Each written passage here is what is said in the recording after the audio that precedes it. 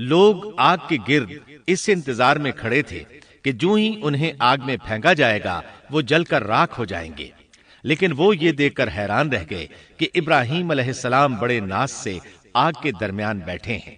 بعض روایات میں ہے کہ ابراہیم علیہ السلام فرمایا کرتے تھے، مجھے ان دنوں جو راحت اور سکون حاصل تھا ویسا آگ سے نکلنے کے بعد نہیں ہوا۔ لوگ اس معجزے کو دیکھ کر حیرت زدہ تھے۔ پھر ابراہیم علیہ السلام آگ سے نکلے۔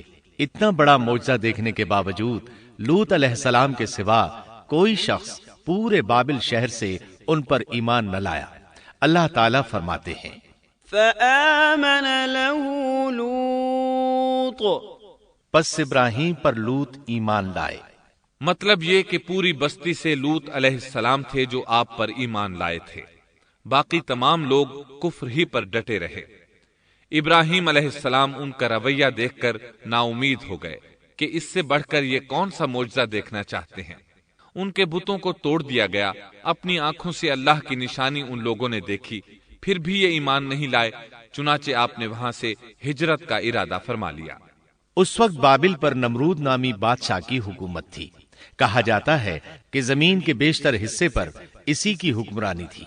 جب اس کے پاس یہ خبریں پہنچیں کہ ابراہیم علیہ السلام کو آگ میں ڈالا گیا لیکن آگ نے انہیں نہیں جلایا، تو اس نے ابراہیم علیہ السلام کو اپنے دربار میں پیش کرنے کا حکم دیا۔ ابراہیم علیہ السلام کو وہاں لایا گیا۔ نمرود نے ان سے ان کے رب کے بارے میں سوال کیا۔ اللہ تعالیٰ سورۃ البقرہ آیت 258 میں فرماتے ہیں، أَلَمْ تَرَ إِلَى الَّذِي حَاجَّ إِبْرَاهِيمَ فِي رَبِّهِ أَنْ آتَاهُ اللَّهُ الْمُلْكَ، کیا تو نے اس شخص کو نہیں دیکھا جس نے ابراہیم سے اس کے رب کے متعلق جھگڑا کیا اس لیے کہ اللہ نے اسے سلطنت دی تھی۔ ایک روایت میں ہے کہ 4 بادشاہوں نے زمین کے بیشتر حصے پر حکمرانی کی ہے، ان میں سے ایک نمرود ہے۔ نمرود اپنے وقت کا حاکم و بادشاہ تھا۔ ابراہیم علیہ السلام سے جب اس کی اللہ تعالیٰ کے بارے میں بات چیت ہوئی تو ابراہیم علیہ السلام نے کہا، میرا رب وہ ہے جو زندہ کرتا ہے اور مارتا ہے۔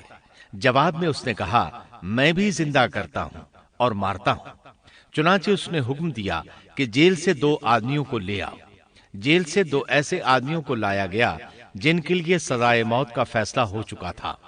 اس نے ان میں سے ایک کے قتل کا حکم دیا، دوسرے کو معاف کر دیا۔ اس سے اس نے یہ ثابت کرنا چاہا کہ وہ بھی زندہ کر سکتا ہے اور موت دے سکتا ہے، اور کہنے لگا، دیکھ لو میرے حکم سے لوگ مرتے ہیں اور میرے حکم سے انہیں زندگی ملتی ہے۔ اس کی بات سن کر ابراہیم علیہ السلام نے غور کیا کہ اگر وہ اس سے موت و حیات کے باریک فلسفے پر بحث کریں گے تو نمرود کا مقصد پورا ہو جائے گا اور میرا مقصد پورا نہیں ہو پائے گا۔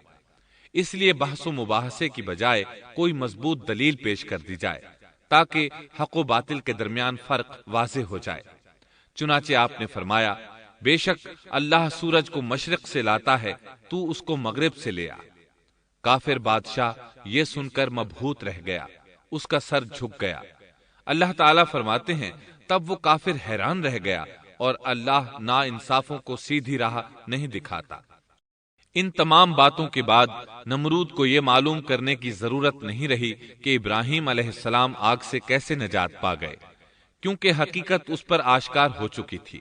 وہ جان گیا تھا کہ اصل معاملہ کیا ہے۔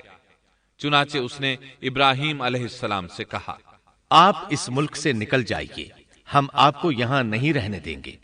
ابراہیم علیہ السلام نے عراق کو خیر بات کہا اور شام کی طرف ہجرت کر گئے۔ یہاں آ کر وہ حران نامی بستی میں مقیم ہوئے۔ اسی جگہ آپ نے اپنے چچا ہاران کی بیٹی سیدہ سارہ علیہ السلام سے شادی کی۔ اللہ تعالیٰ اس ہجرت کے بارے میں فرماتے ہیں، وَنَجَّيْنَاهُ وَلُوطًا إِلَى الْأَرْضِ الَّتِي بَارَكْنَا فِيهَا لِلْعَالَمِينَ، اور ہم اسے یعنی ابراہیم اور لوط کو بچا کر اس زمین کی طرف لے آئے جس میں ہم نے جہان کے لیے برکت رکھی تھی۔ جب آپ حران کے مقام پر پہنچے تو وہیں ٹھہر گئے، وہیں رہنے لگے۔ یہاں آ کر آپ کا شمار بنو حران میں ہونے لگا۔ آپ لوگوں کو اسی شہر میں رہنے کی دعوت دیتے۔ اس شہر کے لوگ بتوں کی پوجا نہیں کرتے تھے بلکہ ستاروں کو پوجتے تھے۔ ابراہیم علیہ السلام نے جب ان کی یہ حالت دیکھی تو ارادہ کر لیا کہ ان لوگوں کو بتائیں گے کہ ستاروں کی عبادت کرنا باطل ہے۔ یہ لوگ چونکہ نجوم پرست تھے اس لیے ان کی عبادت کا وقت رات کو ہوتا تھا، اور یہ لوگ رات کے وقت عبادت کرتے تھے کیونکہ ان کے معبود یعنی ستارے رات ہی کو طلوع ہوتے ہیں۔ چنانچہ ابراہیم علیہ السلام انہیں یہ دکھانے کے لیے کہ ان چیزوں کی عبادت باطل ہے ایک دن ان کے ساتھ نکلے۔ اللہ نے آسمان کے دروازے کھول دیے تو ابراہیم علیہ السلام نے چاند، ستاروں، سیاروں اور آسمان و زمین کی سلطنت کو دیکھا۔ اللہ تعالیٰ نے ابراہیم علیہ السلام سے تمام پردے ختم کر دیے جو عام طور پر لوگوں کی آنکھوں پر ہوتے ہیں، اور انہوں نے وہ کچھ دیکھا جسے آج کی رصد گاہیں بھی نہیں دیکھ سکتی۔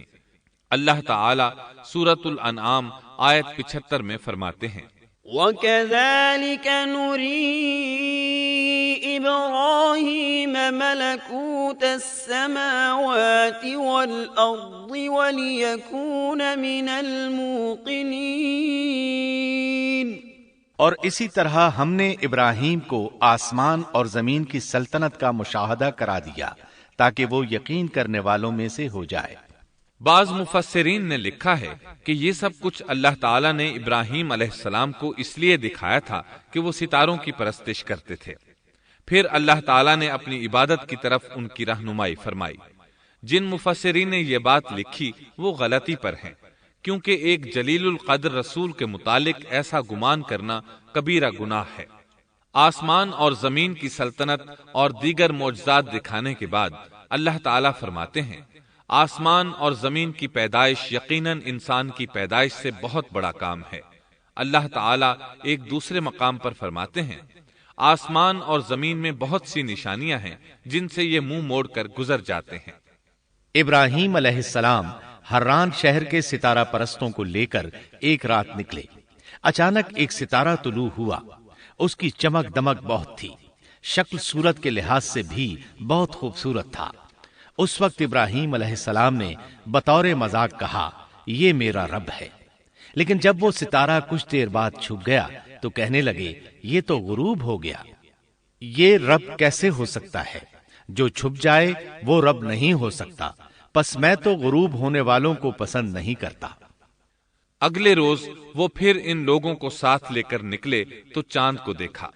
یہ شکل صورت میں ستاروں سے کہیں زیادہ خوبصورت تھا، روشن تھا، لیکن یہ بھی غروب ہو گیا تو ابراہیم کہنے لگے، اگر مجھے میرے رب نے ہدایت نہ کی تو میں گمراہ لوگوں میں شامل ہو جاؤں گا۔ اے اللہ، تو کہاں ہے؟ اپنی طرف میری رہنمائی کر۔ ان باتوں سے ابراہیم علیہ السلام ان لوگوں کو غور و فکر کی دعوت دے رہے تھے تاکہ وہ غور کریں، آخر رب چھپ کیسے سکتا ہے؟ اگر چاند رب ہے اور دن کے وقت کسی کو اپنے معبود کی حاجت ہوگی تو وہ کیا کرے گا؟ لہذا چاند کسی صورت رب نہیں ہو سکتا۔ پھر جب دن چڑھا اور سورج طلوع ہوا تو کہنے لگے، یہ میرا رب ہے، یہ تو سب سے بڑا ہے۔ پھر لوگوں کو مخاطب کر کے کہنے لگے، تم رات کو چھوٹے چھوٹے ستاروں کی پوجا کرتے ہو، کیوں نہ تم اتنے بڑے ایک ہی رب کی پوجا کر لو۔ لیکن جب وہ بھی غروب ہو گیا تو کہنے لگے، یقیناً میں تمہارے شرک سے بیزار ہوں، یہ معبود کیسے ہو سکتے ہیں؟ ان میں تو تبدیلی آتی رہتی ہے، کبھی طلوع ہوتے ہیں کبھی غروب ہوتے ہیں۔ یہ اس بات کی دلیل ہے کہ یہ مخلوق ہیں اور ان کا خالق کوئی اور ہے جس کے حکم کے یہ تابع ہیں۔ جب یہ خود مخلوق ہیں اور کسی اور کے تابع ہیں تو کسی کو نفع نقصان پہنچانے پر کس طرح قادر ہو سکتے ہیں؟ پھر اپنی قوم کو مخاطب کر کے کہنے لگے، میں اپنا رخ اس کی طرف کرتا ہوں جس نے آسمانوں کو یکسو ہو کر پیدا کیا، اور میں شرک کرنے والوں میں سے نہیں ہوں۔ اب بھی وہ اپنی بات پر اڑے رہے۔ تب آپ نے فرمایا، تم مجھ سے اللہ کے بارے میں جھگڑ رہے ہو، مجھے تو اللہ راہ دکھا چکا ہے اور اس نے مجھے دلیل عطا فرمائی ہے۔ میں یقیناً جانتا ہوں کہ تمہارے تمام معبود بے بس اور بے طاقت ہیں۔ جاؤ، تم سے اور تمہارے ان معبودوں سے جو ہو سکے کر لو، میرے رب کی مرضی کے بغیر کچھ بھی نہیں ہو سکتا۔ میرے رب نے ہر چیز کے علم کو اپنے گھیرے میں لے رکھا ہے، کیا پھر بھی تم نصیحت حاصل نہیں کرو گے؟ اور میں تمہارے معبودوں سے خوف کیوں کھاؤں؟ تم اللہ سے نہیں ڈرتے؟ ان کو اللہ کا شریک ٹھہرا رہے ہو۔ اللہ نے اس کی کوئی دلیل نازل نہیں کی۔ اگر تم میں صحیح علم ہے تو تم ہی بتلا دو کہ ہم دونوں جماعتوں میں سے امن کا زیادہ حقدار کون ہے۔ امن انہی کے لیے ہے جو ایمان لانے کے بعد دین کو شرک سے خلط ملط نہیں کرتے۔ حقیقت میں ہدایت یافتہ وہی لوگ ہیں۔ یہی ہمارے وہ دلائل تھے جو ہم نے ابراہیم علیہ السلام کو ان کی قوم کے مقابلے میں عطا کیے تھے، اور ہم جسے چاہیں مرتبے میں بڑھا دیں۔ بے شک تیرا رب بڑی حکمت والا ہے۔ ان لوگوں نے پھر بھی کفر ہی کیا، کوئی بھی ایمان نہ لایا۔ چنانچہ ابراہیم علیہ السلام نے ایک بار پھر ہجرت کی اور مصر جا پہنچے۔ مصر کے بادشاہ کو خبر ملی کہ ایک شخص ہجرت کر کے آیا ہے اور اس کے ساتھ ایک عورت ہے، وہ بہت زیادہ حسین و جمیل ہے۔ چنانچہ اس ظالم نے اپنے کارندوں کو بھیجا کہ اس عورت کو میرے پاس لے آؤ، ساتھ ہی اس سے پوچھنا کہ تمہارے ساتھ جو آدمی ہے وہ کون ہے، اگر وہ اس کا خاوند ہو تو اسے قتل کر دینا۔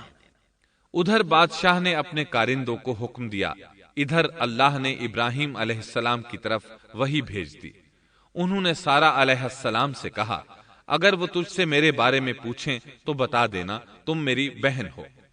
پھر سارہ سے بولے، اے سارہ، روئے زمین پر میرے اور تیرے سوا کوئی مومن نہیں، یعنی یہ کافروں کی سرزمین ہے، یہاں کوئی مومن نہیں، اس لحاظ سے تم میری دینی بہن ہو۔ پھر بادشاہ نے ابراہیم علیہ السلام کو پیش کرنے کا حکم دیا۔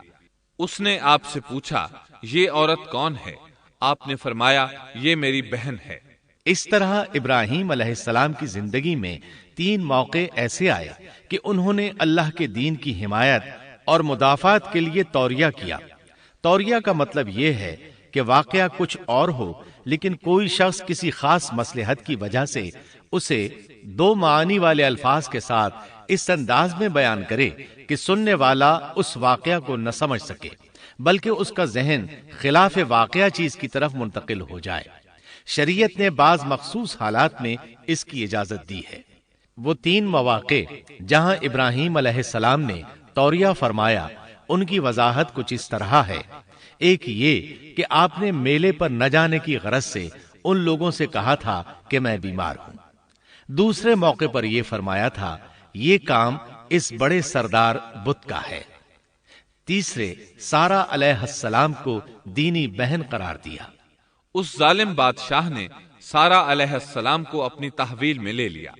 جب سارہ علیہ السلام کو معلوم ہوا کہ وہ ایک بدکار شخص ہے تو انہوں نے اللہ تعالیٰ سے دعا کی، اے اللہ، تجھے معلوم ہے میں تجھ پر اور تیرے نبی پر ایمان لائی ہوں اور اپنے جسم کو اپنے خاوند کے سوا ہر ایک سے محفوظ رکھا ہے، لہٰذا آپ اس کافر کو مجھ پر مسلط نہ کیجیے گا۔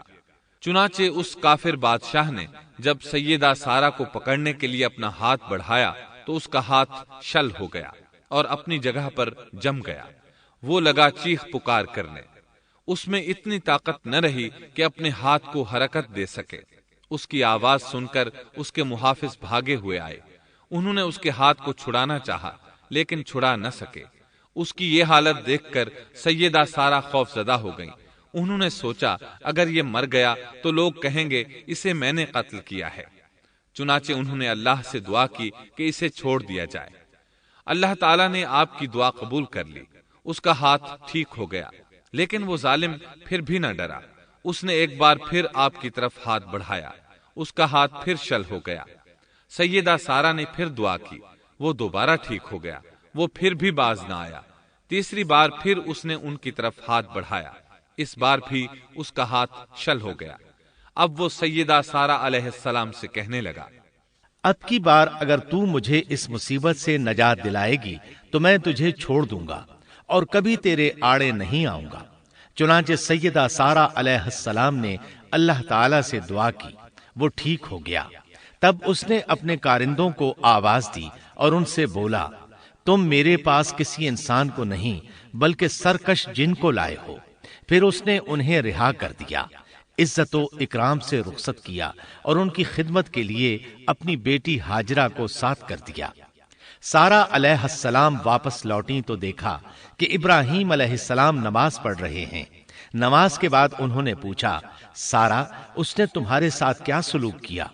سیدہ سارا علیہ السلام نے سارا واقعہ سنا دیا۔ سن کر آپ نے فرمایا، الحمدللہ۔ پھر بولے، اب ہم یہاں نہیں رہیں گے بلکہ واپس جائیں گے۔ چنانچہ آپ ایک بار پھر فلسطین میں آ گئے، وہیں اپنی زندگی بسر کرنے لگے۔ اب ہم آگے بڑھتے ہیں۔ جب آپ فلسطین میں مستقل طور پر رہائش پذیر ہوئے تو لوط علیہ السلام بھی آپ کے ساتھ تھے۔ لوط علیہ السلام آپ کے بھتیجے تھے۔ ان کے والد کا نام ہاران تھا۔ یہ بچپن ہی سے سیدنا ابراہیم علیہ السلام کے زیر سایہ رہے، انہی کے ہاں پرورش پائی، اس لیے دین حق فوراً قبول کر لیا۔ جب سیدنا ابراہیم علیہ السلام نے عراق سے شام کی طرف ہجرت کی تو یہ آپ کے ساتھ تھے۔ وہاں سے حران گئے، تب بھی ساتھ تھے۔ پھر مصر کی طرف ہجرت کی تو بھی لوط علیہ السلام ان کے ساتھ تھے۔ آخر کار جب آپ نے مصر کو بھی خیر بات کہا اور فلسطین آ گئے تب بھی یہ ساتھ تھے۔ اب ابراہیم علیہ السلام نے لوط علیہ السلام کو حکم دیا کہ وہ بستی سدوم کی طرف چلے جائیں، اس لیے کہ اس بستی کے لوگ کفر کی انتہائی گہرائی میں جا چکے ہیں۔ انہیں کفر و شرک سے نکالنے کے لیے وہاں جائیں، انہیں اللہ کے احکام سنائیں، اللہ کی طرف دعوت دیں۔ چنانچہ لوط علیہ السلام تو اس طرف روانہ ہو گئے، اور ادھر فلسطین میں صرف 3 مسلمان رہ گئے۔ ابراہیم علیہ السلام، ان کی زوجہ محترمہ سیدہ سارا اور سیدہ ہاجرہ علیہم السلام وہیں رہائش پذیر رہے اور لوگوں کو مسلسل اللہ کی طرف دعوت دیتے رہے۔ یہاں یہ بے شمار مال و دولت کے بھی مالک بن گئے۔ جب ان کی عمر 85 یا 86 سال ہوئی تو سارا علیہ السلام نے سوچا، میں بانجھ ہوں، میرے خاوند بوڑھے ہیں، لیکن اولاد کی تمنا ہے، تو کیوں نہ میں اپنی لونڈی ہاجرہ ہدیے اور تحفے کے طور پر ابراہیم علیہ السلام کو دے دوں۔ چنانچہ ہاجرہ ابراہیم علیہ السلام کو مل گئیں، انہوں نے ان سے شادی کر لی۔ اللہ رب العزت نے جلد ہی ان کے بطن سے آپ کو اسماعیل علیہ السلام عطا فرمائے۔ ہاجرہ علیہ السلام کے ماں بننے پر اور ان کی اولاد کو دیکھ کر سیدہ سارا علیہ السلام کو فطری طور پر غیرت کا احساس ہوا۔ اللہ کی قدرت دیکھیے، خود ہی انہیں ہاجرہ کو تحفے میں دیا تاکہ اولاد حاصل ہو، اور جب وہ ماں بن گئیں تو اب غیرت محسوس کر رہی ہیں۔ اپنی اس کیفیت سے مجبور ہو کر سیدہ سارا نے ابراہیم علیہ السلام سے کہا، آپ مجھے اس کے ساتھ ایک جگہ پر نہ رکھیں۔ مورخین اور سیرت نگار لکھتے ہیں کہ ہاجرہ علیہ السلام ایک نطاق پہنا کرتی تھی، یعنی وہ جسم کے درمیان ایک لمبا کپڑا لٹکا لیتی تھیں تاکہ وہ کپڑا گھسٹ گھسٹ کر قدموں کے نشانات مٹا دے اور سارا کو نظر نہ آئے، کیونکہ سارا غیرت کی حد کو پہنچ چکی تھی۔ ابراہیم علیہ السلام نے جب سارا علیہ السلام کے اندر غیرت کے آثار دیکھے تو ہاجرہ کو ان کی نگاہوں سے دور کر دیا۔ ادھر اللہ کا حکم بھی نازل ہو گیا کہ اپنی بیوی ہاجرہ اور دودھ پیتے بچے اسماعیل کو ساتھ لے لیں اور مکہ کی طرف رخ کر لیں۔ ابراہیم علیہ السلام مکہ کی طرف روانہ ہوئے، یہاں تک کہ مکہ پہنچ گئے۔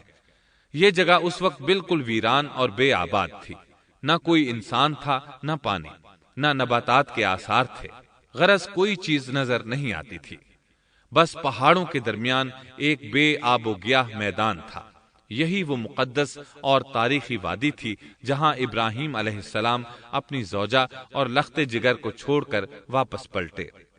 سیدہ ہاجرہ علیہ السلام کو بہت حیرت ہوئی، انہیں یہ امید نہیں تھی کہ ان کے خاوند انہیں ایک بے آباد جگہ تنہا چھوڑ کر چل دیں گے، اس پر بچے کی ذمہ داری الگ تھی۔ چنانچہ انہوں نے ابراہیم علیہ السلام کو آواز دی، لیکن انہوں نے مڑ کر بھی نہ دیکھا۔ اب وہ ان کے پیچھے آئیں اور قریب پہنچ کر بولی، اے ابراہیم، ہمیں کہاں چھوڑے جا رہے ہو؟ یہاں نہ پانی، نہ خوراک، نہ کوئی انسان۔ ابراہیم علیہ السلام نے پھر بھی کوئی جواب نہ دیا، کوئی پریشانی بھی ظاہر نہ کی اور چلتے رہے۔ سیدہ ہاجرہ بھی آپ کے پیچھے چلتی رہیں اور پوچھتی رہیں کہ ہمیں کس کے حوالے کر کے جا رہے ہیں؟ یہاں تو کوئی بھی جاندار نہیں، مکمل طور پر بے آباد علاقہ ہے، لیکن انہوں نے اب بھی کوئی توجہ نہ دی۔ آخر سیدہ ہاجرہ نے کہا کیا آپ کو اللہ نے اس کام کا حکم دیا ہے؟ اب آپ نے جواب میں فرمایا ہاں۔ تب سیدہ ہاجرہ بولی اگر یہ بات ہے تو اللہ تعالی ہرگز ہمیں ضائع نہیں ہونے دے گا۔ محترم سامعین، ابھی آپ دارالسلام اسٹوڈیو لاہور پاکستان سے قصص الانبیاء کا چھٹا حصہ بت شکن سن رہے تھے۔ قصص الانبیاء کے 7ویں حصے امن والا گھر میں آپ یہ سنیں گے سیدہ ہاجرہ کی بیٹے کی خاطر دوڑ دھوپ اور اللہ کی طرف سے زمزم کا جاری ہونا، سیدنا اسماعیل علیہ السلام کی قوم جرہم میں پرورش، عربی زبان پر دسترس اور قوم جرہم میں شادی، مکۃ المکرمہ کے لیے سیدنا ابراہیم علیہ السلام کی دعا، سیدنا اسماعیل علیہ السلام کا اللہ کے حکم اور باپ کی خواہش پر قربان ہونے کا جذبہ، سیدنا اسماعیل علیہ السلام کی جگہ مینڈھے کی قربانی، فرشتوں کا سیدنا ابراہیم علیہ السلام کے پاس مہمان بن کر آنا اور سیدنا ابراہیم علیہ السلام کا خوفزدہ ہونا، تعمیر بیت اللہ کا حکم اور ابراہیم علیہ السلام کا اعلان حج۔